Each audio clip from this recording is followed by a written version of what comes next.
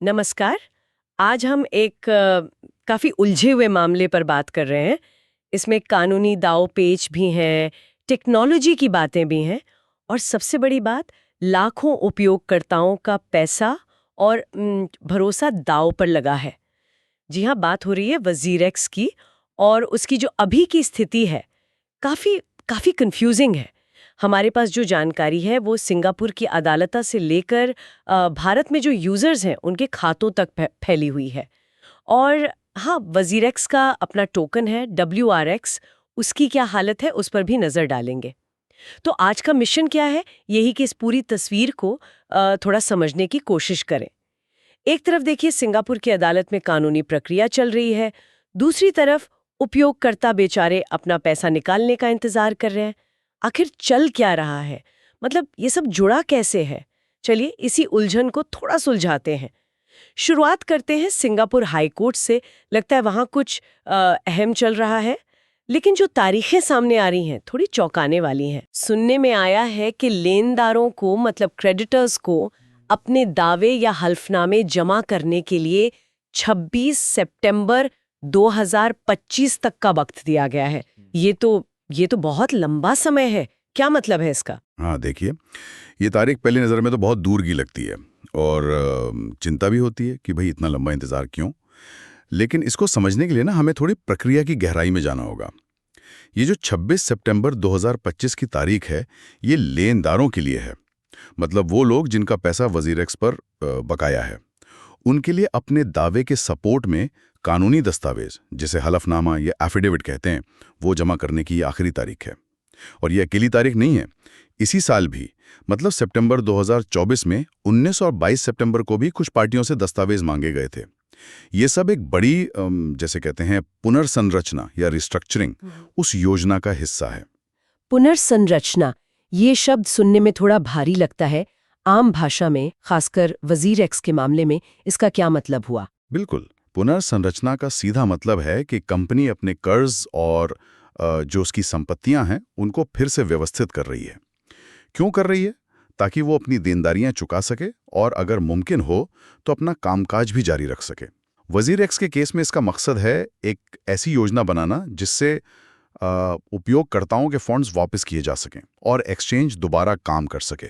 और देखिए, Singapore high court इसमें शामिल है ना, तो इससे पूरी प्रक्रिया को एक कानूनी ढांचा मिलता है, एक निगरानी रहती है। ऐसी योजनाओं में समय इसलिए लग जाता है क्योंकि सोचिए, इसमें कितने सारे दावेदार होंगे, उनके दावों को वेरीफाई करना होता है, फिर उनकी प्राथमिकता तय करनी होती है और ये भी देखना होता है कि जो समाधान निकले वो सबके लिए निष्पक्ष हो। आप सोचिए, लाखों यूजर्स हैं और भी लेनदार होंगे, उनके दावों की जांच करना कितना मुश्किल काम हो सकता है। तो कोर्ट की भूमिका है कि ये सब व्यवस्थित तरीके से हो और पारदर्शी हो। अच्छा, समझ गई। मतलब ये जो 2025 की तारीख है, ये एक लंबी लेकिन शायद ज़रूरी कानूनी प्रक्रिया का हिस्सा है ताकि सब कुछ कायदे से हो। ठीक है। लेकिन ये कानूनी कार्यवाही तो अपनी जगह चल रही है। असली सवाल जो हर यूज़र के मन में होगा, क्या उन्हें अपना पैसा वापस मिल रहा है? मतलब सिंगापुर में जो चल रहा है, उसका ज़मीन पर क्या असर दिख रहा है? यहाँ जानकारी थोड़ी निराशाजनक सी लग रही है। हाँ, और यहीं पर कहानी का सबसे अहम और शायद चिंताजनक पहलू आता है। कानूनी प्रक्रिया भले ही आगे बढ़ रही हो, योजनाएं बन रही हों, तारीखें आ रही हों, लेकिन ज्यादातर उपयोगकर्ताओं के लिए निकासी मतलब विड्रॉल्स की स्थिति वो वैसी की वैसी ही है। जो रिपोर्ट्स हैं, उनके मुताबिक कुछ गिने चुने उपयोगकर्ताओं को ही पैसे निकालने की परमिशन मिली है। अब ये साफ नहीं है कि ये कौन लोग हैं। क्या उनकी रकम कम थी या उनके पास कोई खास तरह के टोकन थे, ये क्लियर नहीं है। ये गिने चुने उपयोगकर्ता वाली बात थोड़ी परेशान करने वाली है। मतलब क्या इसका कोई आधार बताया गया है कि किसे मिल रही है अनुमति और क्यों? इस तरह की अस्पष्टता तो भरोसे को और कम करती होगी ना? आपने बिल्कुल सही पॉइंट उठाया।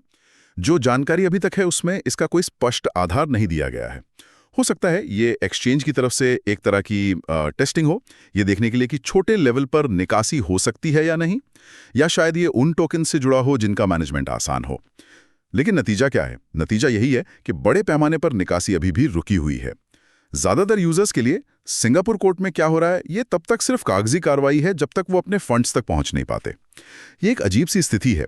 एक तरफ समाधान की प्रक्रिया चल रही है, दूसरी तरफ तत्काल कोई राहत नहीं है। ये यूजर्स के धैर्य की परीक्षा है, सच में। निश्चित रूप से ये बहुत ही फ्रस्ट्रेटिंग सिचुएशन है। मैं सोच सकती हूँ जिन लोगों ने अपनी बचत का हिस्सा लगाया हो, वो देख रहे हैं कि कोर्ट में कुछ हो रहा है, लेकिन उनके अकाउंट में कोई फर्क नहीं पड़ रहा। खैर, जब किसी एक्सचेंज के भविष्य पर इतनी अनिश्चितता हो, तो उसके अपने टोकन WRX पर इसका असर पड़ना तो लाजमी है।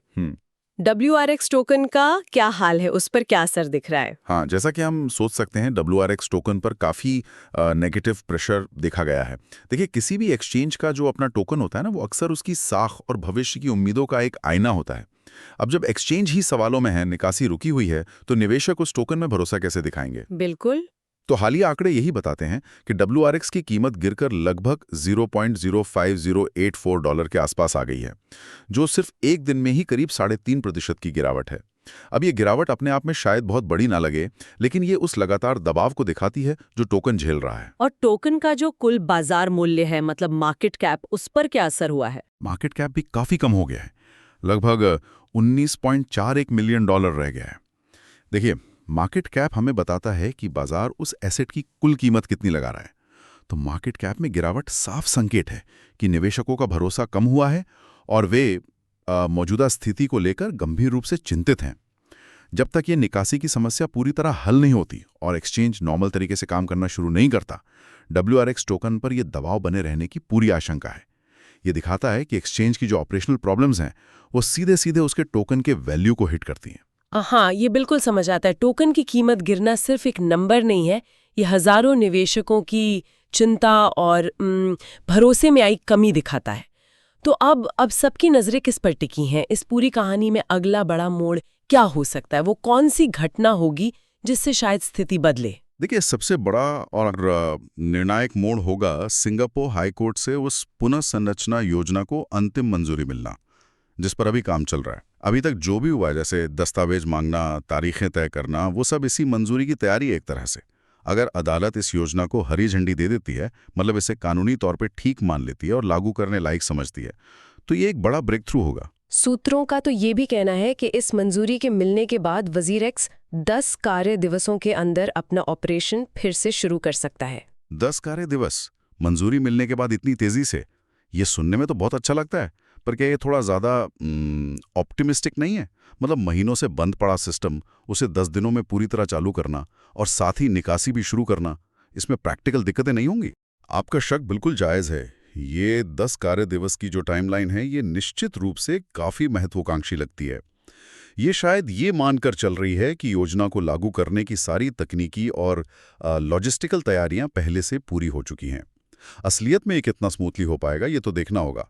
हो सकता है कि शुरुआत में कुछ लिमिट्स हों या प्रक्रिया धीरे धीरे रफ्तार पकड़े, लेकिन हाँ, सैद्धांतिक रूप से कोर्ट की मंजूरी के बाद संचालन और निकासी शुरू करने का रास्ता खुल जाएगा। और ये जो भुगतान की बात हो रही है, ये कैसे होगा, खासकर भारतीय उपयोगकर्ताओं के लिए? क्योंकि WZirX का मुख्य आधार तो भारत ही था। क्या इसमें कोई भारतीय कंपनी शामिल होगी? हाँ, ये एक अहम जानकारी है। जो डिटेल्स अभी तक हैं, उनके अनुसार उपयोगकर्ताओं को भुगतान ज़ेनमाई इंडिया के माध्यम से किया जाएगा। ज़ेनमाई लैब्स प्राइवेट लिमिटेड, ये वही कंपनी है जो भारत में WZirX एक्सचेंज चलाती थी। और यहाँ एक और ज़रूरी बात है, ज़ेनमाई इंडिया भारत की जो वित्तीय खुफिया इकाई है, यानी फाइनेंशियल इंटेलिजेंस यूनिट FIU, उसके तहत रजिस्टर्ड है। FIU के तहत रजिस्टर्ड होने का क्या मतलब है? इससे यूजर्स के लिए पेमेंट प्रोसेस में कोई फर्क पड़ेगा? देखिए, FIU रजिस्ट्रेशन का मतलब है कि कंपनी को भारत में एंटी मनी लॉन्ड्रिंग और नो योर कस्टमर KYC जैसे जो सख्त नियम हैं, उनका पालन करना होता है। तो भुगतान का ज़ेनमाई इंडिया के जरिए होना, जो एक रेगुलेटेड एंटिटी है, ये दिखाता है कि WZirX शायद भारतीय नियमों का पालन करने की कोशिश कर रहा है। ये कदम शायद भारतीय रेगुलेटर्स और यूजर्स को भरोसा दिलाने के लिए है कि भाई पेमेंट प्रोसेस पारदर्शी होगी और नियमों के दायरे में होगी। इससे ये भी सुनिश्चित होगा कि फंड सही हाथों में जाएं और मनी लॉन्ड्रिंग जैसी गड़बड़ियों को रोका जा सके।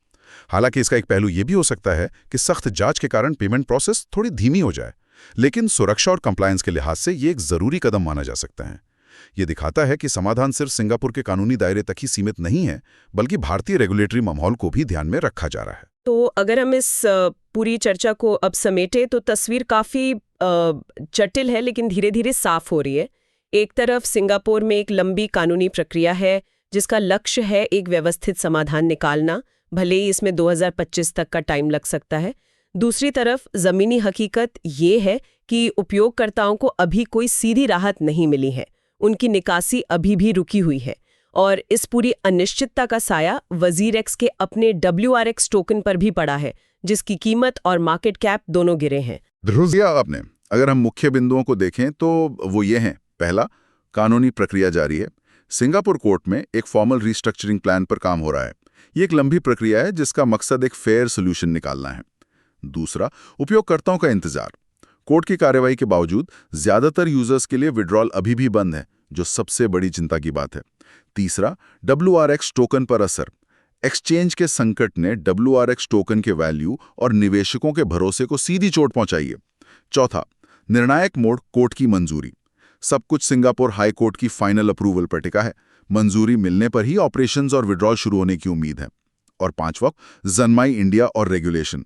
Payment FIU registered Zanmai India के जरिए करने का प्लान है, जो इंडियन नियमों के पालन का संकेत है, लेकिन हाँ, इसमें प्रैक्टिकल चुनौतियां हो सकती हैं। ये पूरी स्थिति दिखाती है कि क्रिप्टो जगत में ये कानूनी, वित्तीय और ऑपरेशनल मुद्दे कितने गहरे जुड़े हुए हैं और एक जगह की प्रॉब्लम कैसे पूरे सिस्टम पर असर डाल सकती है। हाँ, WazirX का ये मामला वाकई क्रिप्टो की दुनिया में एक सबक जैसा है। ये दिखाता है कि जब एक्सचेंज कई देशों में काम करते हैं या उनकी कॉर्पोरेट स्ट्रक्चर जटिल होती है, तो ये कानूनी और रेगुलेटरी मुद्दे कितने पेचीदा हो सकते हैं। और इसका सीधा असर उन लाखों आम यूजर्स पर पड़ता है जिन्होंने इन प्लेटफॉर्म्स पर भरोसा किया था। ये सिर्फ एक कंपनी की कहानी नहीं है, ये पूरे इकोसिस्टम के लिए एक तरह की चेतावनी है। हाँ, और ये हमें कुछ बुनियादी सवालों पर सोचने के लिए मजबूर करता है। पहला, कि इस तरह की घटनाएं लंबे समय में एक्सचेंजों पर उपयोगकर्ताओं के भरोसे को कैसे बदलेंगी? क्या लोग भविष्य में सेंट्रलाइज्ड एक्सचेंजों पर फंड रखने से कतराएंगे, या वो किन बातों पर ज्यादा ध्यान देंगे? और दूसरा, शायद सबसे महत्वपूर्ण सवाल, रेगुलेशन का क्या रोल होना चाहिए? क्या मौजूदा नियम ऐसे संकटों को रोकने या संभालने के लिए काफी हैं, या हमें ग्लोबल लेवल पर क्रिप्टो रेगुलेशन में ज्यादा तालमेल और स्पष्टता की जरूरत है, ताकि उपयोगकर्ताओं के हितों की बेहतर सुरक्षा हो सके? शायद ये घटना एक्सचेंजों के स्वनियमन, मतलब सेल्फ रेगुलेशन मॉडल की जो सीमाएं हैं, उनको भी दिखाती है। निश्चित रूप से ये वो सवाल हैं जिन पर न सिर्फ रेगुलेटर्स को बल्कि पूरे क्रिप्टो कम्युनिटी को गंभीरता से सोचना होगा।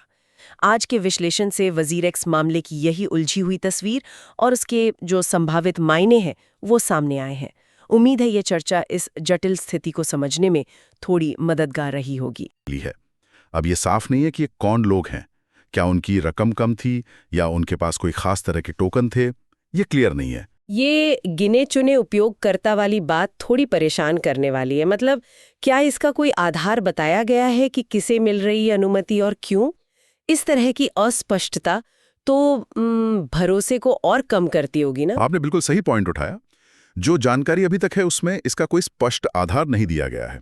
हो सकता है ये एक्सचेंज की तरफ से एक तरह की टेस्टिंग हो, ये देखने के लिए कि छोटे लेवल पर निकासी हो सकती है या नहीं, या शायद ये उन टोकन से जुड़ा हो जिनका मैनेजमेंट आसान हो।